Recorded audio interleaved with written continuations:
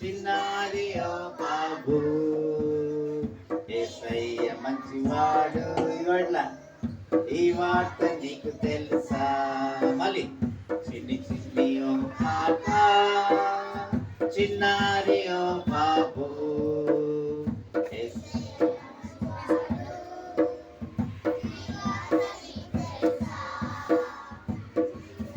ఈ వార్త నీకు తెలుసా నీ పాపము కొరకు నా పాపము కొరకు నా పాపము కొరకు ప్రేమించి యేసు